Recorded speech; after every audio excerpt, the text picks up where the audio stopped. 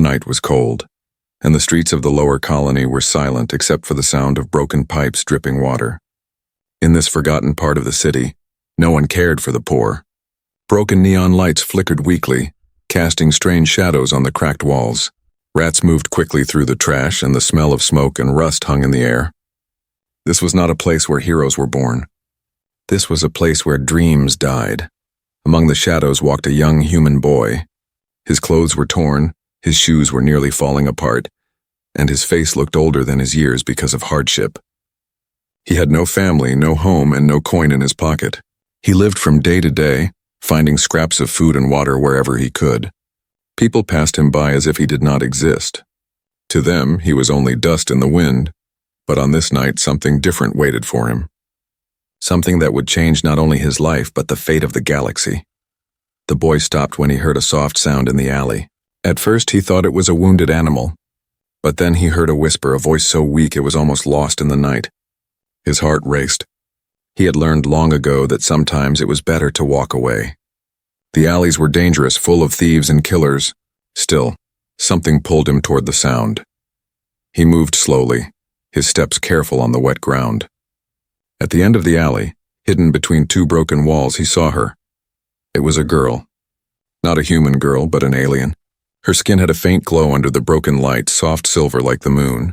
Her clothes were fine, made of fabric he had never touched before, though now they were torn and dirty. And her eyes closed tight told him she could not see. She was blind. The boy froze. What was an alien girl like her doing here in the poorest part of the colony? He had seen aliens before, but always in places far from him, dressed in riches, guarded by soldiers, riding in ships that never touched the ground. They never came here among the poor. The girl tried to move, but she was too weak. Her hand reached out into the dark, searching for something, for anyone. Her lips parted, and she whispered, "Help, please." The boy's chest tightened. He could turn and leave. He had his own problems. He had no food, no money, and no reason to risk his life for a stranger. But the sight of her, helpless, blind, and lost, touched something deep inside him. He stepped closer, his voice quiet. "Who are you?" The girl lifted her head slightly, though her eyes did not open. I need to reach a healer. They will find me if I stay here, please."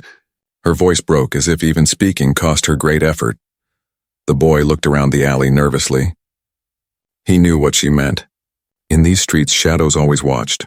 If she was being hunted, then anyone near her would also be in danger. Still, he could not walk away.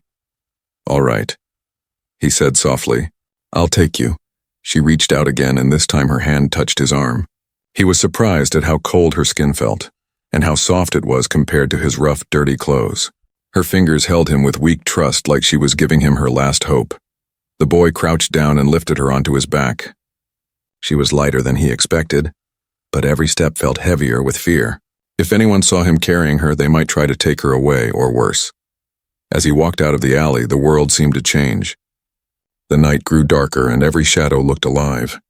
His ears caught footsteps in the distance, whispers echoing in the wind. The girl pressed her face against his shoulder, trembling. "They are close," she whispered. The boy's heart pounded. Who were they? Why did they want her? And why did she trust him, a poor boy with nothing to carry her? He said nothing, only tightened his grip and walked faster. He did not know where the road would lead. He only knew one thing.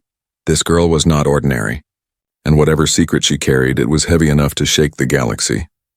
Behind them, the sound of boots echoed in the dark. The hunt had already begun. The boy carried the blind alien girl on his back, his legs trembling with effort. The alleys of the lower colony stretched before him like a maze of broken bones. Old walls leaned dangerously, neon lights flickered and died, and the air smelled of smoke, rust, and oil. Every step echoed too loudly. He felt as if the whole city could hear him. The girl clung weakly to his shoulders.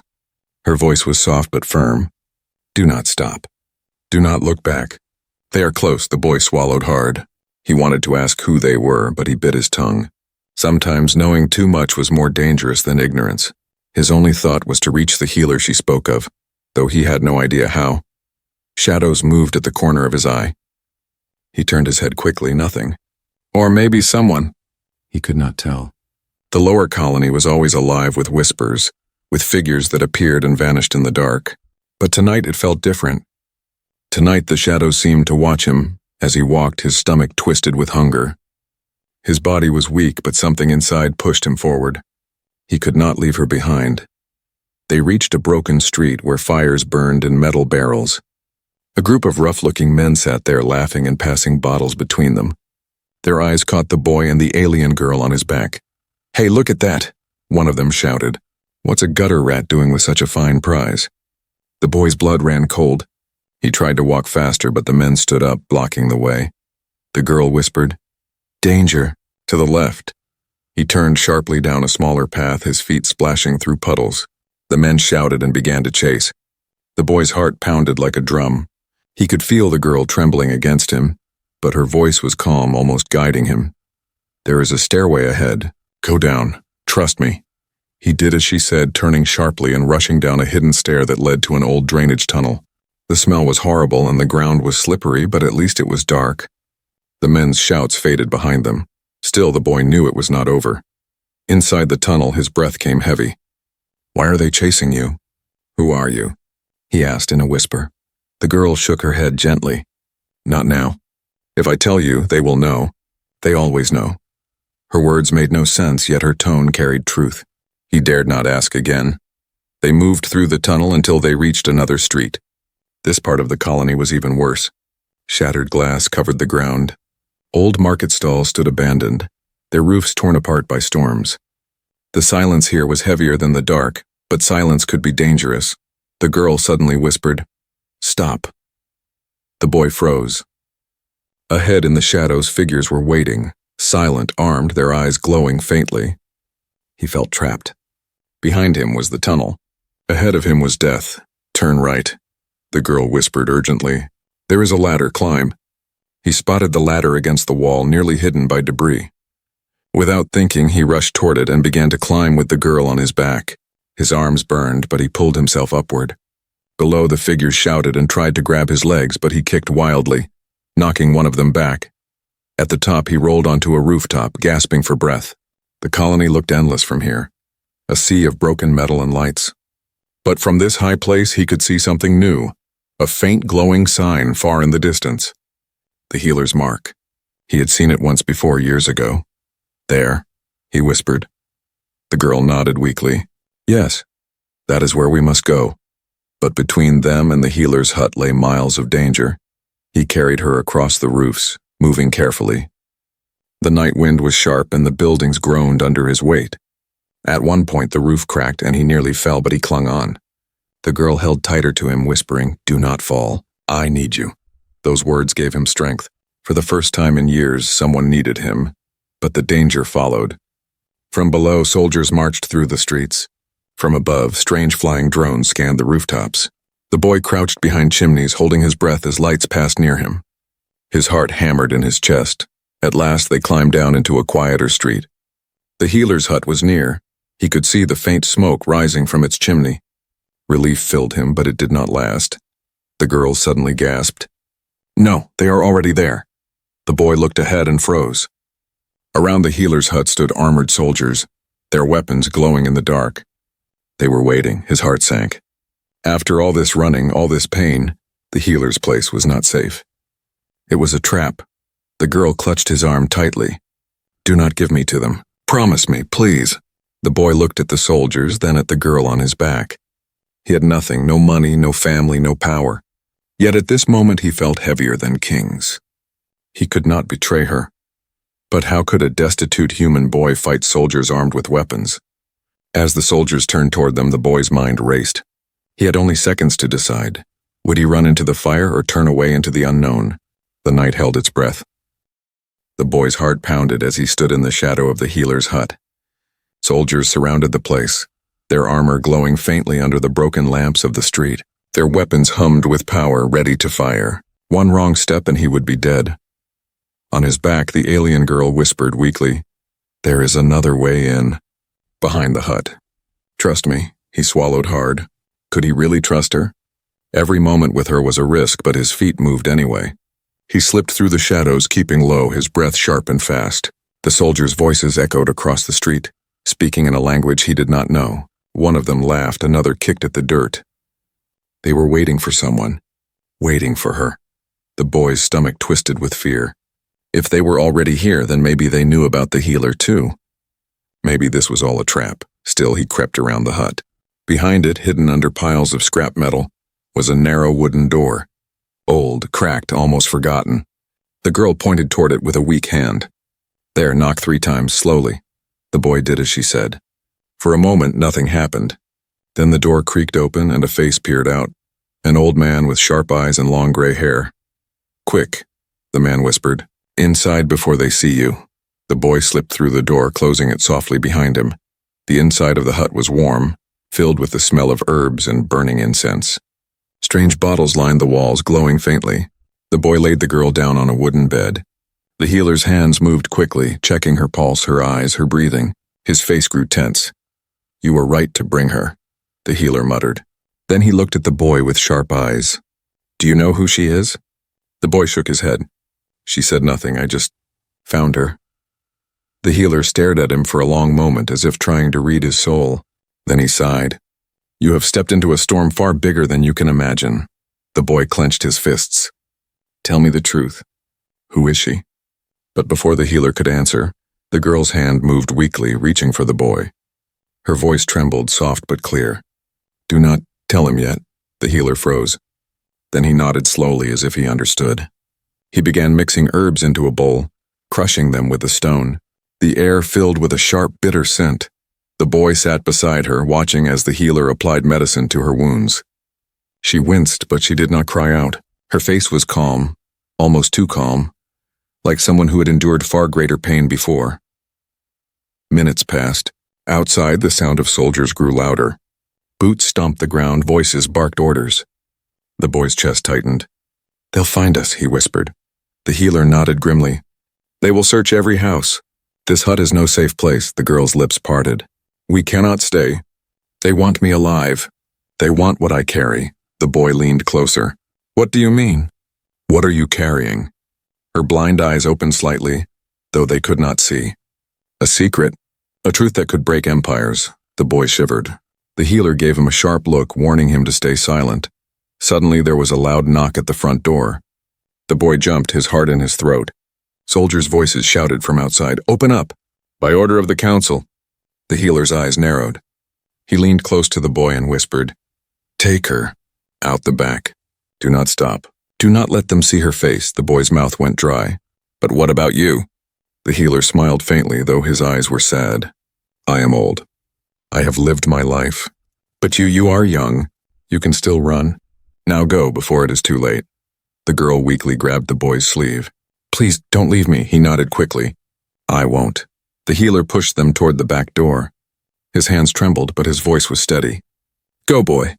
The galaxy will remember this night. The boy lifted the girl onto his back once more. His legs shook with fear, but he forced himself to move. As he reached the back door, he looked one last time at the healer. The old man gave him a final nod and turned toward the front, where the soldiers pounded harder.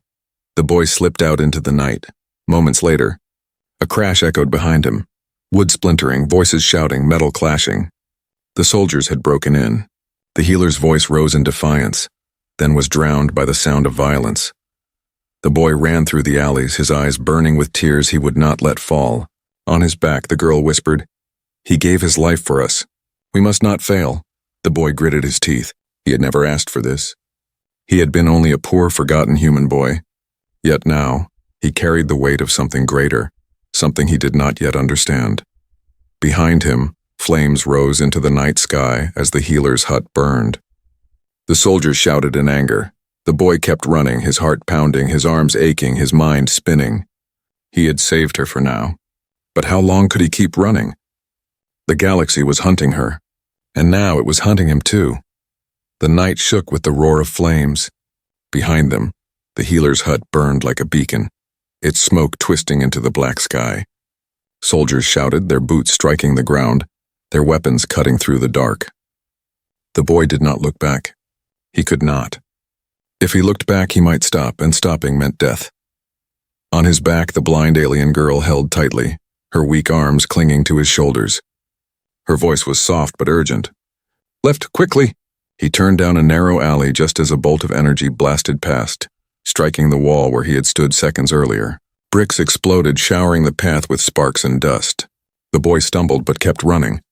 His heart thundered like a drum and his legs screamed with pain, but he refused to fall. The colony was alive with chaos. People shouted. Markets caught fire and frightened families ran in all directions. The soldiers did not care who they hurt. They pushed through crowds searching for their prey, searching for her. The boy darted through the smoke, coughing, his eyes watering. He moved past overturned stalls and broken machines, weaving through the panic. The girl guided him with whispers. Right, now down the steps. Careful, they are near. It was strange, though blind, she seemed to sense the world around her better than he did.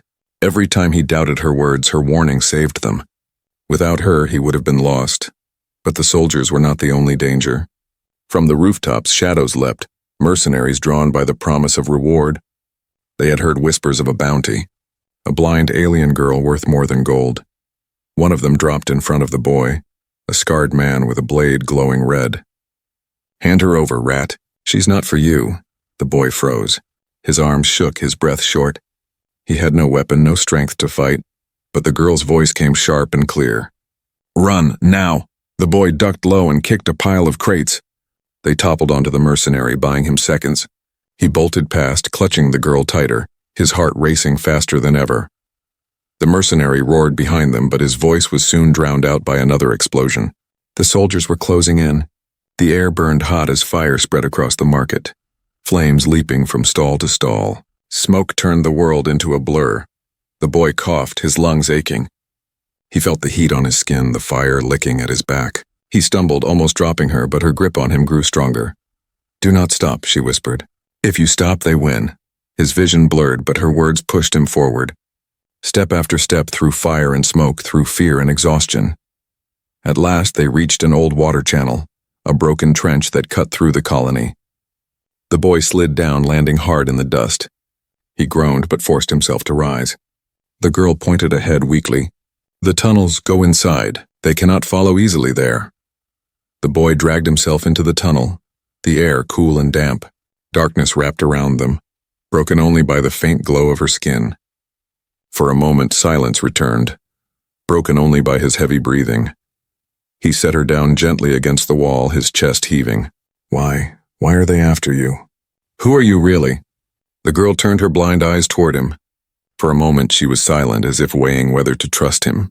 Then she whispered, I am not just a girl. I am the heir to a great house. My blood carries power. Power enough to rule worlds. The boy's eyes widened. He shook his head. That can't be true. Why would someone like you be here in the slums? Because someone betrayed me, she said, her voice breaking. They blinded me. They hunted me, and now they will burn everything to find me. The boy's stomach twisted. He had carried her without knowing the truth. Now the weight on his back felt heavier than ever. Not her body, but her secret. Before he could speak, the sound of footsteps echoed in the tunnel. Soldiers. Their lights cut through the dark. Voices calling out. The girl gripped his hand tightly. You must choose. If you leave me, you live. If you keep me, you carry my war. The boy looked into her blind eyes. He remembered the healer's last words. The galaxy will remember this night. He clenched his jaw, pulled her onto his back again and whispered, Then let them come. I won't leave you. The footsteps grew louder. The tunnel filled with the glow of weapons. The boy tightened his grip, his fear turning into fire. He had nothing, no riches, no name, no strength. But tonight he had something greater, a reason to fight. And as the soldiers closed in, he ran deeper into the dark, carrying a secret that could set the galaxy ablaze. The tunnel stretched on, dark and endless, its walls dripping with water. The boy's breath came heavy, his back aching from carrying the alien girl. Every step echoed loudly, making him feel as if the whole galaxy could hear him. Behind them, the faint glow of soldiers' lights flickered, sometimes close, sometimes far, but never gone. The hunt had not ended. The girl clung to him, her voice low but steady. Keep moving. The deeper we go, the harder it will be for them to follow. But time is short. I must tell you the truth. The boy's heart thudded. For days he had carried questions inside him. Why she was blind, why she was hunted, why soldiers burned whole streets for her. Now finally she was ready to answer. They reached a quiet chamber in the tunnel, a place where the walls widened and the air was still. The boy lowered her gently to the ground. His legs shook, his body weak, but his eyes never left her face. "Tell me," he whispered. "Who are you really?" The girl tilted her head, her blind eyes glowing faintly in the dark. "My name is Leora. I am not only the daughter of a noble house, I am heir to the celestial throne." The boy froze. The words hit him like fire. The celestial throne, every child in the colony knew of it. It was the seat of the Galactic Empire, a place of power so high that humans like him could never even dream of touching it. The rulers who sat on that throne commanded armies, controlled worlds, and bent entire star systems to their will. You can't be serious," the boy whispered. "That's impossible." Leora shook her head slowly. "It is the truth. My bloodline carries the mark of rule, but not everyone in my family wanted me to sit upon the throne. My cousin betrayed me. He blinded me so that I would seem weak, unfit to rule. Then he sent soldiers to hunt me down." Her voice cracked, and for the first time the boy heard pain not just in her body but in her heart. The boy sat in silence. He was just a poor human boy with nothing. To think that he had been carrying a galactic heir on his back, it was madness. And yet, looking at her, he believed. "But why here?" he asked. "Why in the slums? Why would you come to a place like this?" "Because," she said softly, "the throne is built on lies. The high houses grow fat on power while your kind, humans, are left to rot in the dirt. I wanted to see the truth with my own eyes. I wanted to know if the galaxy was worth ruling." The boy's chest tightened. Her words stung because they were true. He had lived his whole life in the shadows, ignored by the powerful. He had cursed the galaxy many times for forgetting him, and now the very heir to that galaxy was sitting before him, blind and hunted. Leora reached for his hand. Her fingers were cold, but her grip was strong. "You saved me when no one else would. Do you know what that means?" The boy shook his head. "It means you have changed my path. You are no longer just a boy. You are my protector now, my eyes, my strength." The boy's throat tightened. Protector? Him? He had no weapons, no training, no future. Yet somehow she believed in him, and that belief lit something deep inside his chest. Before he could answer, a sound cut through the tunnel. Boots, voices. The soldiers were back, and closer than ever. Leora's blind eyes turned toward the noise. They will not stop. My cousin has promised them power if they deliver me, and soon he will declare to the galaxy that I am dead. He will claim the throne for himself. The boy clenched his fists. Then we have to stop him. Leora smiled faintly. You speak like a warrior. He shook his head quickly. I'm not. I'm just me, a poor boy. Her fingers squeezed his hand. No, you are more. The galaxy does not care where you were born. It only cares what you choose to become. Her words sank deep into him. For the first time, the boy felt something more than fear. He felt purpose, but their moment was cut short. From the shadows of the tunnel, a figure stepped forward. His armor gleamed faintly, and his face carried a cruel smile. Well, the man said, his voice mocking, the lost little heir, and her rat of a protector. Leora's face grew pale. She whispered, that voice. My cousin. The boy's blood ran cold. The betrayer had found them. The cousin's eyes gleamed with greed. Hand her over, boy. Do it now and I might let you live. Refuse, and I will bury you both in this tunnel. The boy's hands shook, but he stepped in front of Leora, shielding her with his body. His voice was low, trembling but firm. You'll have to go through me, the cousin laughed.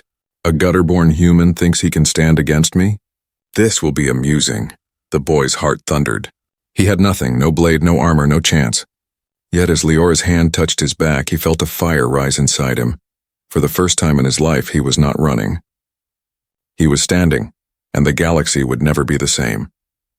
The tunnel seemed to grow colder as the cousin stepped closer, his armored boots echoing against the stone. His smile was cruel and his eyes shone with the hunger of power.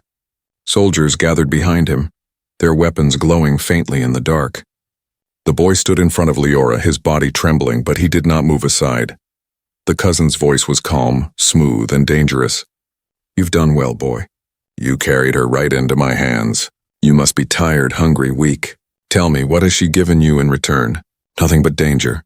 The boy swallowed hard, his fists clenching. The cousin continued, his words cutting like blades. Give her to me and I will reward you. Riches beyond your dreams. Food, a home, clothes of silk instead of rags. You could rise from the dirt and never suffer again. All it takes is one step, move aside and let me take her. The boy's chest tightened. His mind flashed with images, hot food, a warm bed, never being hungry or cold again. For someone who had nothing, it was the sweetest temptation. His body shook with desire and fear. Behind him, Leora's voice came soft and trembling. Do not listen. He speaks with honey, but his hands are full of poison. The cousin's laugh echoed in the tunnel. Poison, I offer him life. Look at him, thin, dirty, forgotten. No one knows his name. No one ever will, but I can make him someone. I can lift him to greatness. All he has to do is hand you over. The boy's breath came heavy. For a moment, his feet wanted to move. He could almost feel the weight of gold in his hands, the warmth of a real home. He thought of the hunger that had clawed at his stomach all his life, the laughter of others when they looked at him like he was dirt. And now, he could leave all of that behind. But then he remembered the healer's face. The old man's last words. The galaxy will remember this night. He remembered the flames of the burning hut, the screams of the innocent when soldiers tore through the streets. He remembered the girl's blind eyes, her trust in him, her hand gripping his arm as though he were her only light. If he gave her up, what would he become? Slowly he shook his head. His voice was quiet but steady. I will not betray her. The cousin's smile faded into a sneer. Think carefully, boy. This is your only chance. Refuse me and you will die here, nameless and forgotten. The boy raised his chin, his fear burning into anger. Then I will die, but I will die as someone who kept his word. Leora's hand touched his back and he felt her warmth steady him. Her whisper filled the dark. You are more than you believe. The cousin's face twisted with fury. Foolish human, you choose loyalty over life, then you will share her fate. He raised his hand and the soldiers stepped forward, weapons glowing brighter. The boy's heart thundered in his chest. He had no weapon, no armor, no chance. But he planted his feet firmly, refusing to move. The soldiers advanced, but suddenly the tunnel shook. A deep rumble echoed through the stone walls. Dust fell from the ceiling. The cousin's eyes narrowed. What is this? From deeper within the tunnel, strange lights glowed. A low hum filled the air, powerful and ancient. Leora's face lifted, her blind eyes wide. They are coming, she whispered. The guardians of the old ways. They have felt my blood. They know the air still lives. The cousin's expression turned from anger to shock. He shouted to his soldiers, Stop her! Kill the boy! Quickly! The soldiers charged forward. The boy's breath caught, his body tense. He knew he could not win against them, but he spread his arms wide, shielding Leora with his own body. For the first time in his life, he felt no fear. Only fire. The first soldier lunged at him, but before the blow could land, the tunnel erupted with blinding light. Ancient machines of stone and metal burst from the ground, glowing with symbols older than the empire itself. Their voices were deep and booming like thunder in the heart of the earth. Protect the air. Destroy the betrayers. The cousin soldiers froze in terror. The boy's mouth fell open as the massive guardians advanced, their heavy steps shaking the tunnel. The cousin stumbled back, his fury turning to panic. In that moment, the boy realized something. He had made his choice, and the galaxy had heard it, not riches, not power, not betrayal. He had chosen loyalty. And because of that choice, forces greater than he could imagine now stood by his side. The boy tightened his grip on Leora's hand. His voice was low but firm as the guardians moved to face the soldiers. This is not your victory, he told the cousin. Not tonight. The tunnel filled with the clash of battle, fire, and light colliding in the dark. And at the center of it all, a poor human boy stood tall, carrying the weight of destiny. The tunnel roared with chaos. The ancient guardians moved like giants, their heavy steps shaking the ground, their glowing weapons cutting through the darkness. The cousin soldiers fired wildly, but their bolts scattered harmlessly against the guardians' stone-like armor. Sparks lit the tunnel like falling stars. The boy stood in front of Leora, his fists clenched, his body ready to shield her even if it meant death. But for the first time, he did not feel small. He did not feel powerless. The galaxy itself seemed to rise at his side. The cousin shouted in rage, his voice breaking with fear. Kill them. Do not let her escape. The guardians roared in answer, their voices deep as thunder. The air shall not fall. The battle was fierce. Soldiers screamed as the guardians swept them aside like leaves in a storm. The boy held Leora close, guiding her through the chaos. Dust and fire filled the air, but somehow he moved with certainty, as if her touch gave him strength. They reached a higher chamber, an old place carved with strange symbols that glowed faintly as Leora passed. She raised her head, her blind eyes reflecting the light. "These walls know me," she whispered. "They carry the mark of my bloodline. They awaken because I am here." The boy looked around in awe. The walls seemed alive, the symbols pulsing like a heartbeat. The very stones of the galaxy seemed to bow before her. The cousin forced his way through the smoke, his face twisted with fury. He pointed at her, his voice shaking. "You are blind. Weak, you cannot rule. The throne belongs to me."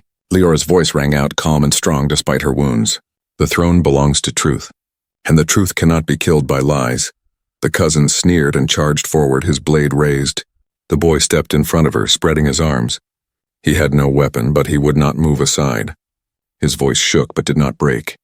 "You will not touch her," the cousin laughed. "And what will you do, human rat? Die for her?" The boy's eyes burned with fire. "If I must, for a heartbeat," the tunnel froze. Then something changed. The symbols on the walls flared brighter, casting the chamber in blinding light. Leora stood tall, her blind eyes glowing with silver fire. She reached out, placing her hand on the boy's shoulder. "I may have lost my sight," she said, her voice echoing like a song. "But I can see through him, through his courage, his loyalty, his heart.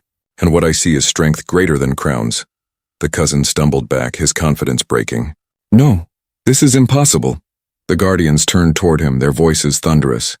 "The heir has chosen her protector. The galaxy will bear witness." The boy's chest tightened as the meaning sank in. He was not just carrying her anymore.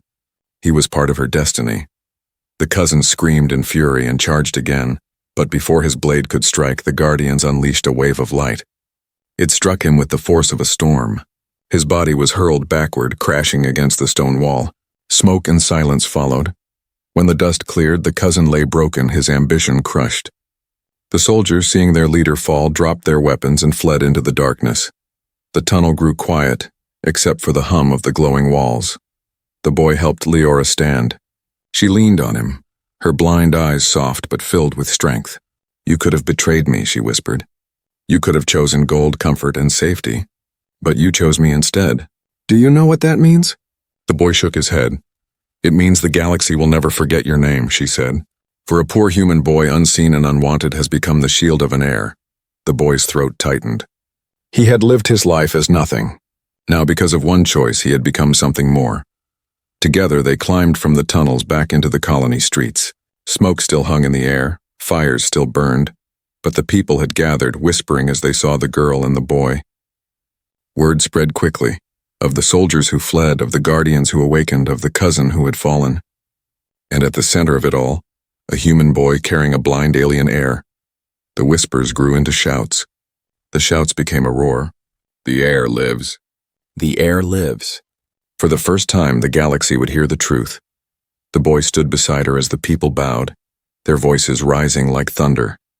He looked at her, then at the endless stars above the broken colony roofs. He was still poor. He was still small, but no longer forgotten. He had carried her through fire, through fear, through death itself. And now he carried hope. The galaxy would remember.